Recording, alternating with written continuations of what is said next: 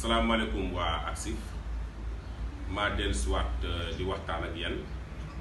Famara Ibrahima Cissé président wu ACSIF njiitu association bi nga xam ne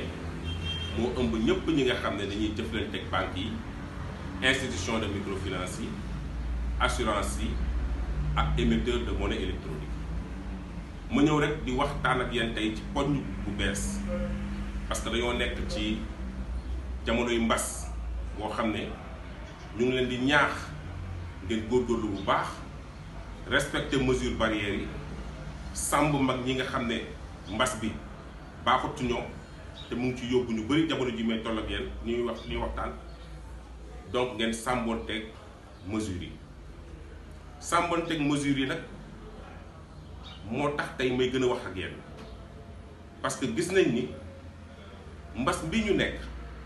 muy autorité yi banque centrale autorité étatique société civile parti politique yi ñëpp ñu ngi ñaax askan bi pour que ñu éviter moytu contact physique bi parce que feebar baa ngi law te lawam baaxul ci dëkk bi mu yóbbu autorité étatique yi mooy waa nguur gi ñu jël ay mesures yoo xam ne dañ ko tuddee ay mesures sociales fexe ba finance ñu jël ko làkk ko ci suufu social parce que xam ngeen ni finance moom mës a gën a tegu ci kaw social jamono jii ñuy wax social la tegu ci finance ñépp nag war a jàll ci poñ boobu ñu gis ni am na ay banques yoo xam ne dañoo jël seen carte gab yi jëlee ko 23000 ñii yóbbu ko 40000 ñii yóbbu ko presque 50000 muy décourager nit ñi pour que ñuy utiliser carte gab bu ko defee nit ñi ci banques yi lañuy mujj dem te xam ngeen ni chèque bi ngeen di joxe day contaminé parce que papier bi day contaminé tànkaloo bu ngeen di tànkaloo ci banques yi même bu dee dugg leen ci biir ngeen toog ci biti bëri fa contamination bi day gën a yomb ak tracasserie yëpp ngeen di dund nekk te naaj bi te xam ngeen ni banques yi amul gel amul prise de température mu nekk mbir moo xam dafa doy waar di ci interpeller banque centrale pour mu jël ay responsabilités am état du Sénégal fexe ba banque yooyu jël carte bi yóbbu ko doubler ko pratiquement ñu fexe ñu jox leen ay mise en demeure pour que ñu delloo prix bi fu mu nekkoon mais li ci gën a doy waar mooy Orange xam ngeen ni barki démb def nañ benn poste waxtaan ak ARTP pour que Orange mi nga xam ne dafa jël ay tarifam doublé ko daanaka mu delloowaat ko fu mu nekkoon parce que dañoo nekk ci jamono yu mbas te boo xoolee ci jamono ji Orange li mu def ci chiffre d'affaires mosu koo def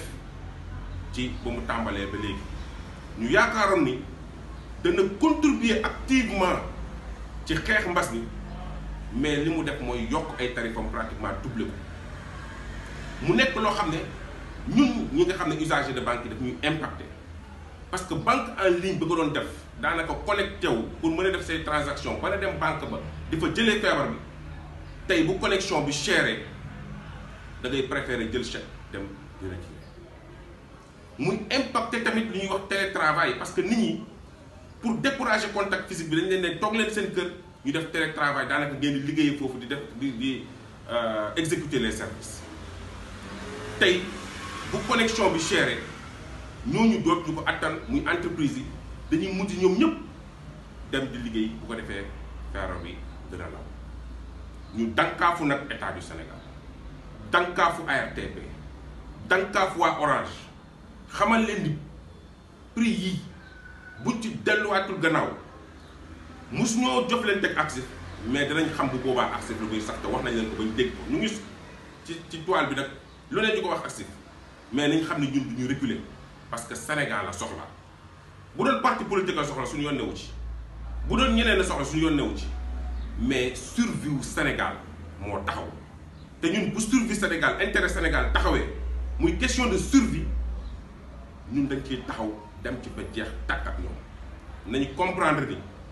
mesures yooyu amuñu benn xarma yàlla ak ñoom mosuñu ko am mais mesures yooyu buñ ci dellusiwu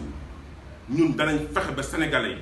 danañ jël seeni responsabilité ñu conscientiser leen te bu boobaa du neex si ñoom du menace du dara mais conviction la yoo xam ne dañ ci ànd ak sénégalais yëpp defante kook ñoom ba mu jeex. may wax sénégalais yi nañu am fulla ak fayda bu ñu nangu entreprise jóge fële ca àll ba li mu ñemew def dëkkam te ma koy wax chaque fois mu ñëw di ñu ko teg ñu koy nangu. mobiliser wu leen comme un seul homme ñu ànd ñu ñëpp non seulement boycotter Orange bu revenirul ci ay mesures avec portabilité ku nekk sa numéro da nga koy conserver intégralement mais da ngay changer opérateur boobu benn la. ñaareel bi mooy à partir de la semaine prochaine muy lundi ACSIF dina tenir benn conférence de presse boo xam ne dina décliner benn plan d'action boo xam ne ba keroog Orange di reculer ci décision ñun danañ taxaw dem fexe ba